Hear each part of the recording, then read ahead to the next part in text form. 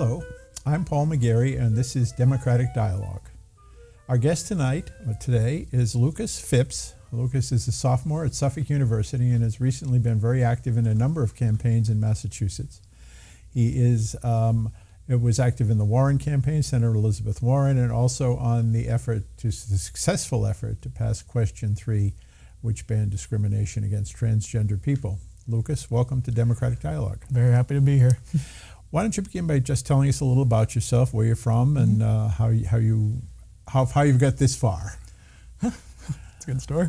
So my name is Lukas. I live in Newburyport, where I still live. I really became interested in politics in high school, particularly with some of the history courses we had and seeing history kind of connect to government. I have 3 younger siblings, so I'm the oldest of 4. And currently I go to Suffolk University with a major in government and a dual concentration, which includes American politics and public policy and law. Well, thank you. And I know one of our colleagues here on Democratic Dialogue, Mary Kingsley, met you when you were out canvassing for the coordinated campaign for Elizabeth Warren. Tell us a little about that experience. How did you find it going door to door? A lot of people are a little afraid these days to do that. How did you find it? I actually think it's kind of an adventure, to be honest. I had done a bit of canvassing a bit before in high school. I canvassed for the Hillary Clinton campaign up in New Hampshire. So going all the way to Gloucester, I hadn't been to Gloucester too much, so I can't say I wasn't nervous, but I had a pretty good and reliable partner, so you kind of feed off of each other's energy. And I honestly think, having knocked quite a bit of doors, the last Saturday before the actual election day, I knocked 131 doors in a single day. So I think something that kind of keeps you motivated with each of these doors is the people that generally answer, they're happy that you're there. There might be a few, door closes on you, but most people that answer, they're happy that you're there, and they're happy that, in my case, that somebody so young is happy to stand up and, ask them questions, or, ask them why they feel the way they feel, or tell them, because not everybody knows the voting processes. Having that information with sort of a friendly face at the door, it really personalizes what can otherwise be seen as sort of a less personalized affair, which is politics. And do you have any memorable conversations from that effort? Any one that sticks out in your mind particularly? I do have a pretty memorable conversation in Newburyport, where this man who was on the fence was just sort of asking general questions. And this was an interesting pair up, because I was with somebody who was a retired teacher, and I'm a student, so it ended up pairing nicely, which is I was able to talk sort of about why I'm supporting Democrats because of their attention towards the student debt crisis and making sure that we're able to get affordable education, while she was able to sort of talk about the aspects of the other end of making sure teachers are well accounted for. So just seeing that sort of intergenerational conversation, and the fact that that person did turn from basically saying, I'm unsure, to I think I'm going to look into Warren and some of the other coordinated Democrats, I think that was a really powerful thing, and I think it really does show the human experiences you would find often.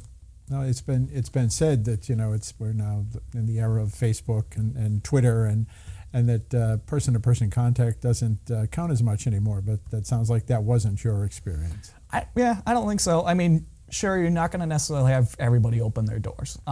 Many people just simply aren't home, but the fact of you leaving either literature there, and those conversations that you do manage to have, even though they're very quick, they're elevator pitches, you really do see people that maybe, based on the targeting of where it's aimed at, people that, A, were going to vote but forgot that there was a midterm election, or B, people that really were on the fence, and maybe they only saw it in one way, because I think a big part of what we did as a coordinated campaign is we coordinated multiple issues.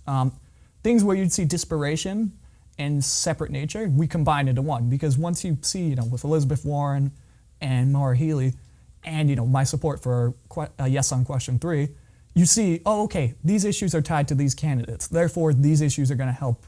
These candidates are going to help these issues. So it really connects everything together, and I think that's really important for campaigning to anybody, no less, especially I would even say youngsters too. And Facebook doesn't quite have that, although I certainly use it quite a bit. It doesn't quite have that personal experience where everything gets sort of tied together.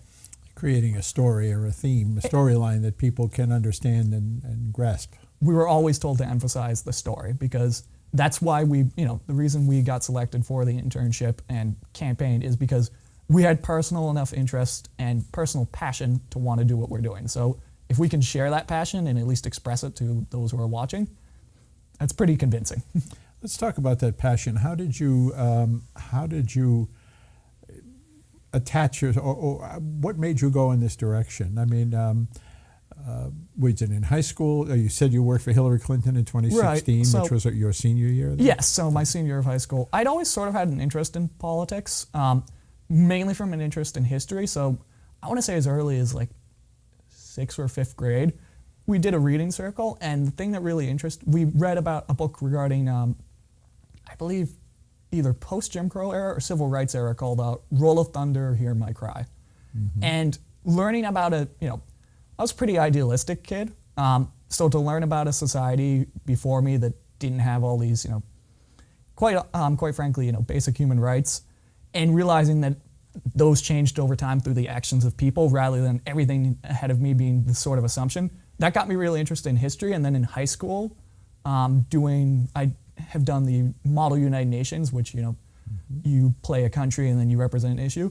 And then along with working with my city's youth council as sort of a youth representative, I realized that the changes that one might make an assumption that happens historically or happens from somebody else can very much be you. So that got my interest.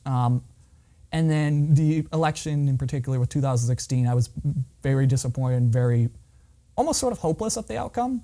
But then I realized that activism was still happening and there wasn't a point to be hopeless, especially because there were so many people counting on that hope that needed to happen and a resistance that needed to happen. So following that, in my city, there was a group formed called, and I was actually at sort of the formation of it, called RISE, which stands for Resist, Inspire, Support, and Engage. And that ended up becoming a coalition with the Indivisible movement, which has been a really big progressive resistance towards our current president's actions. And then following that, there was a meetup with members of the Warren campaign where I attended. It was to sort of help you with canvassing, and we met through there, and then I became a young leader for Warren, which was sort of a pre-intern intern. Mm-hmm. Still knocking doors, but not quite the responsibilities. And I pretty much canvassed once to twice a week on the weekend, every week. And then the internship, they thought, hey, let's give you more to do. So I signed up for that, and then from about, I want to say September 12th, up until November 6th, I was an intern for the Warren campaign, and I still did knock doors twice a week. That's great. And I know that you were also honored by the Newburyport Human Rights Commission. Tell us a little about that, too, what that was about. Senior year of high school, following reactions to the presidential election, there happened to be this student who happened to be Muslim. She didn't stand for the Pledge of Allegiance during the pledge, and a student shouted a very foul racial epithet at her. Following this, there wanted to be really some attention brought to this issue, and I ended up on my social media, on Facebook, I know I'm saying person to person's best, but on my Facebook, and I reached out to this person, kind of said, that idea isn't what Newburyport is about, and that is something that can't stand.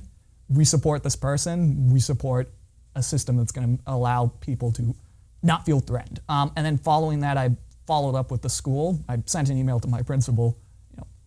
I got to meet the principal for positive reasons, and basically talking about how to address some of the tension going on and really ensuring that. So the Newburyport Human Rights Commission noticed that, and in what is probably one of the most proud moments of my life, I was honored with the Newburyport Peace Prize, which they give to people of varying grades and then to adults. And I along with a friend of mine who really helped with that initiative and who actually started and led a feminist group at our school, really awesome person. Her and I were both lucky to be honored with that. So that definitely gave me some inspiration to continue doing what I'm doing. I definitely kept them in mind when the issue of question 3 came up this year.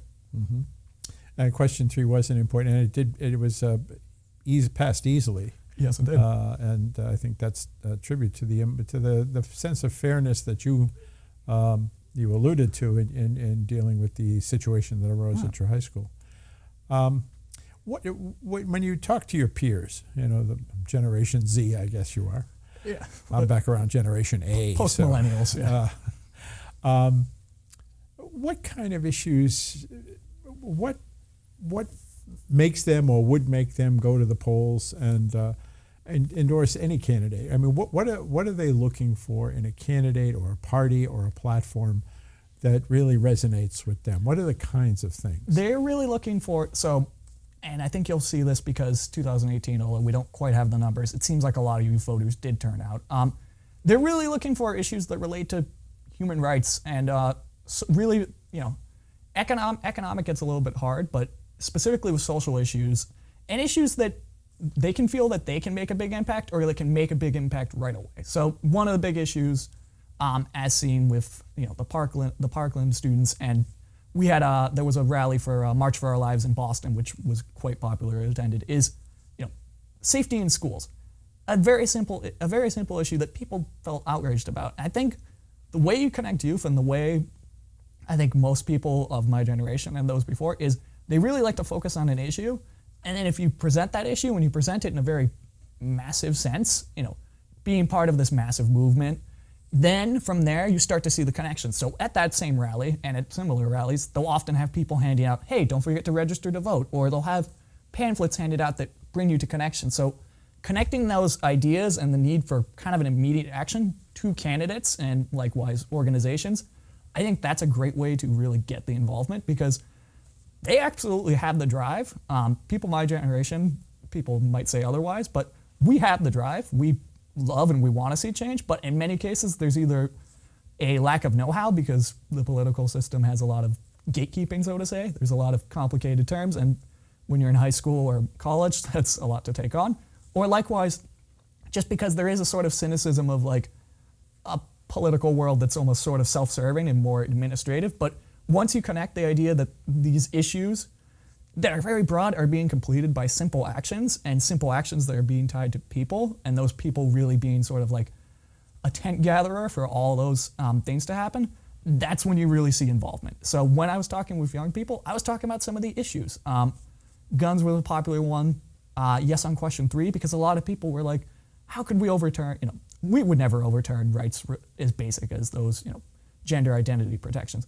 And the fact that it was a challenge really gave them that sense of justice, and they showed out in resounding numbers, as you said. Mm-hmm.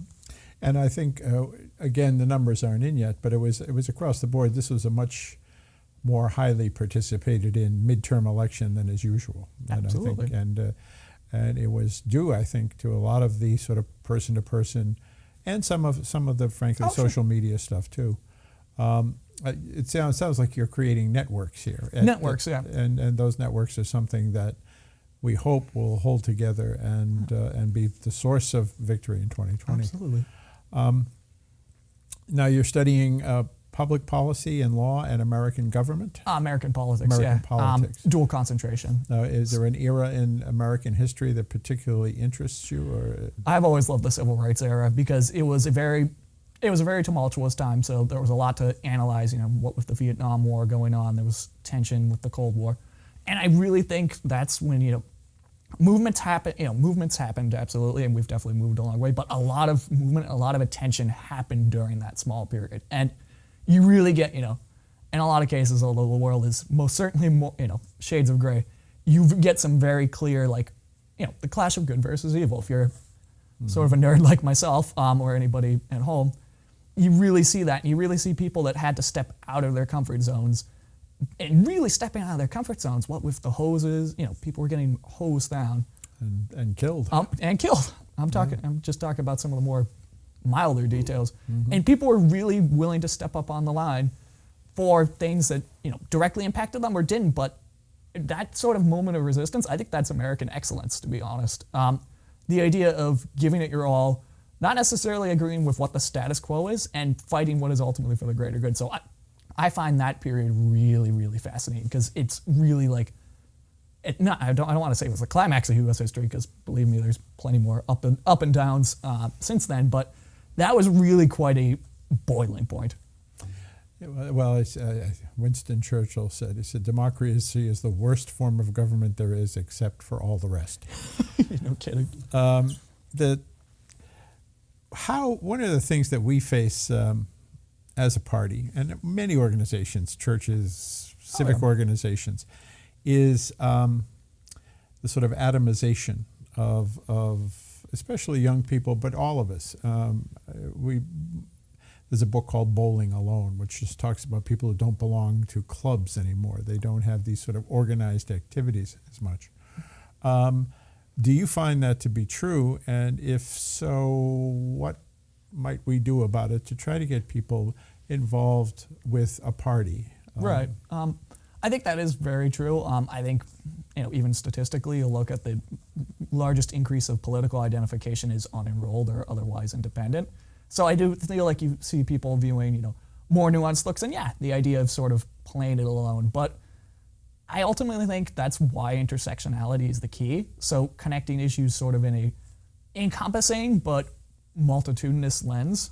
So because you will see people getting alone, but that's because they ultimately feel like the society that they are in hasn't necessarily accepted them or has ignored them per se. So if you're trying to encompass and get that involvement with, get that involvement for, be it a church or a political organization, it's really reaching out to the areas that people, it's staying away from the bubble that's currently existed and really reaching out, making, really emphasizing the idea that politics is a public good. So, you might attend public events that aren't seemingly politically related. We have a bed race every year. Every year in Newburyport, which is, sort of like a parade, but people, use beds. It's decorative. It's delightful, and you'll see political candidates advertising that. You might see during public events, unrelated to maybe advertisement, showing up to those events, showing up to things that really get the attention and that maybe aren't immediately political, but are in a sense. I think that's how you get participation, because then you're the people that are, in addition to just enjoying life, going everywhere and soaking it all up, you're really presenting yourself as a visual process. It's not just, the campaign work. Everything about your mission is issue tied. And that's, I think, when you're going to get less of that sort of, off to ourselves loneliness, so to say, and really start to see some people get involved. And once they sort of get involved, they get committed. Well, as someone who lived through the civil rights era and the Vietnam War, it really, change didn't happen until they became mass movements, and that was. But it starts off with prosaic things, knocking on doors. Absolutely. In our days, it was you mimeographed. You don't even know what a mimeograph is, but they existed. Nope. Handouts and pamphlets, and went door to door and organized, and those sort of nuts and bolts activities are the kinds of things that you start very small. Mm-hmm. What about, do you have an interest yourself in becoming part of government, or what? No, I absolutely have considered. I put it this way: I'm a college student. I'd like to pay off college debts before campaign debts if I do go that route. But no, I've absolutely felt interested in pursuing a government position on some level. I want to gather the facts, because I definitely prefer this with our current politicians when people are informed, as the voters. But I've absolutely considered a public policy position because, I personally really want to be in a position where I can make the most change. And if that's a position of, a representative, I would like that. And I think I don't think necessarily everybody has the confidence to go right to that position, because, oh boy, it's scary. But if you have that mindset of, making the most change or being in a position where you can most use any amount of talent, you're going to see some positives. With campaigning, and you're mentioning with, the nuts and bolts of a graph whose name I already forget. Something that we've been using to update to the modern era is we used an app that was basically a campaign app. So basically, you would have all the numbers and you could report any of the things you got from door knocking digitally, rather than carrying around hefty paper. And then likewise, people holding up signs and everything. We can do that, but now you can promote that on a much bigger level, because social media, people have hundreds of followers or friends, so to say, on social media. So anything that they can do on a local level can really be amplified to a larger level. And that's where you get all the big picture ties in. And when you get the big picture to tie in, you get the small picture to tie in. But because of, in my opinion, technology, those connections are becoming clearer rather than more gradual. Yeah, and I think too that there's a technology though there's no boundaries on it. It can go, as we learned, This is in very 2016. But also it has a powerful effect locally because you know the person very often who's doing the post as opposed to some faceless, Right. who knows who they are. And that can have a very powerful effect in local politics. And local politics in and of itself, that's where you can really, it's approachable. People can approach it and you can have a direct impact on someone's lives. So, and I know that in all small cities like Newburyport or Gloucester, there's always a dearth of people who are willing to volunteer, and it's a way to get your feet in. I know you've got a pretty full plate, but something to think about. I like to stay busy. Well, it'll keep you busy.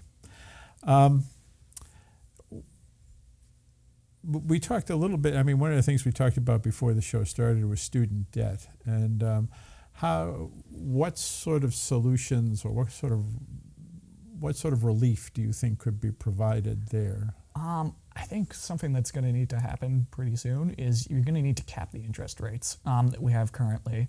I think that's ultimately what gets a lot of people. You take out that. So I'm the oldest of 4 children. I have one sister who's off to college in Johnson Wales University in Rhode Island. I have a brother who might be college bound next year because he's a senior in high school. So unless you get really lucky, either with academic scholarships, or you go to a state university, which might be a little less money, you're gonna ultimately grab a loan. And I don't feel like there's a whole lot of information on the loans. I don't feel like there's a lot of protections on, because there is this knowledge that okay, people are grabbing these loans. They have that sort of hope in their eyes, and they know that's going to help them pay the college, but there isn't a lot of information. I think it can get a bit predatory. So I really like, much of why I really liked Elizabeth Warren is sort of that watchdog mentality. Really putting a focus. I think in reducing student debt, something that's really going to need to pay attention to is focusing on the clarity, focusing hopefully on the only pushing economically a need away from having to grab loans in the first place, making colleges affordable. That's a whole different complicated process. But ultimately, I think one of the most immediate actions you can do is put checks on the interest rates, because those really sneak up on people, and those really add to the cynicality that a lot of people in my generation have about going to college or being in college. And that cynicality prevents them from pursuing, maybe jobs that they want to do, or jobs that could really benefit because they feel that they're stuck in a bubble. They feel like they have to get this off their plate. So once you are able to limit that, you're going to really see an opportunity for people to pursue their life to the fullest. And when I went, back in the day when I went to college, it was called the National Defense Student Loan Fund. And it was recognized that this was, in fact, an important part of the national defense was to have an educated populace. In theory, Absolutely. It was science and technology, but it was all aspects. And, an educated voting public is crucial to the success of a democracy. What about education in general? You're in it. Do you feel, you mentioned before we were, about canvassing with a person who was a teacher. What did you learn from that experience from the teacher? You had it from a student perspective. What lessons did you take from that interaction? Teachers are often expected to work a lot with not a lot of information, and in many cases, again, depending on area, that teacher has to be sort of a student's everything. You'll see, and I went to a Montessori school when I was younger, so you already sort of had that interactivity where there was a more personalization, but unless you get and this person happened to be one of those people, unless you get a really good teacher, it's really easy for people to slip through the cracks. It's really easy to sort of teach to the textbook rather than, applicable skills, or, so a skill like networking, for example, which is sort of can be developed through any class, and just being able to talk to yourself, or, being able to talk to people rationally with, civil discourse. That I often gets sort of missed out, or, teachable moments get missed out in terms of, instead of rather going for the textbook answer. So I think learning from her, she was a teacher that tried really hard to, build genuine connections. We're talking all about connections. Connections early on in life really will motivate students. That's hard because either they're not going to have you don't have the energy, or you don't have the resources to perform that. So that's where things get tricky. And you mentioned, continuing on the education theme, one of the things that's been proposed is the mandatory civics class at the high school level, which used to be the norm and now is less so. But you said you did, in Newburyport, you did have such a thing. Yes. It was interesting because you had a choice, which is you could either do one semester, which I believe was an honors politics course, or you could do an AP course, which again was optional and considered harder, which was a full semester. So, I personally went for the AP government because I love government. But if you don't necessarily have that passion, that's half a semester, so it's not even a full high school year where you're being taught government, and it's great. But the fact that it happened only in my senior year. Junior year beforehand, everything was history, and history is great too, but the idea of being able to apply that, you do have that more encompassing. I'm surprised that, I really wish that politics or government or civics of any kind was a required course in all classes, because you want to be around people that have that education, because that's going to, it's not just a situation where one person gets it wrong. Oh, well, it's those decisions and that collective information or lack thereof informs every circumstance around you. So I think that, I'd agree with you. I think that should be a mandate that we have. No, I agree. I think as Democrats, one of the things that people fail to realize is that we're not about overthrowing the capitalist system, but trying to maybe put some guardrails around it. And I think that's what Elizabeth Warren has been trying to be foundational about. Is, Absolutely. We don't want you not to make money, but you can't just make it, as you said, taking student loans and just uncapping the interest rate, and they just become predatory. Right. Those are the kinds of things that, as Democrats, I think, have always, since the time of Roosevelt, certainly, in fact, since both Roosevelts, though the first one was a Republican. He was a Democrat in our age.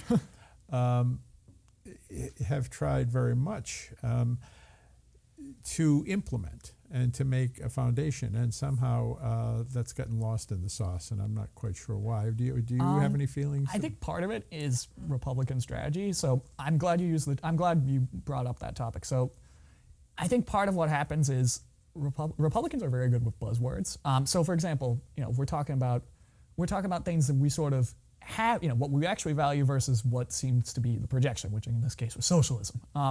So look at an example of the Affordable Care Act. What did everybody refer to that to? Obamacare. That was a title created. Most people would refer that to Obamacare. Then it ended up becoming sort of a title proposed by the conservatives, and we stuck with it. The issue of gun safety. I've used the term gun safety or gun sense. Gun control is what you most hear. So you hear that emphasis of sort of the control and the regulation. They've stolen the language. Yeah, they've stolen the language, but they've made us embrace it. So when you look at economic protections, because we are the party of anything if not protection, we need to get back to that in our language, and we need to emphasize how that connects to everything. You're talking about what we have with the economy right now, which is productivity rate has kept rising, but the wage differences and the economic inequality has not gotten shorter with the rise in productivity. So people will analyze maybe the richness of our nation with look at the stocks are doing great, our jobs are doing great, but if the wages aren't increasing during those, that's where you're going to get the productivity is a measure of not just work, but work per cost. Yeah? Exactly. Well, I think we've run out of time. Ain't that Danny? Danny? That fly by. Thank you so much. This was really an inspiring conversation, and I look forward to seeing more of you in the future. Well, thank you. I'm happy to be on here. Thank you so much. Goodbye from Democratic Dialogue.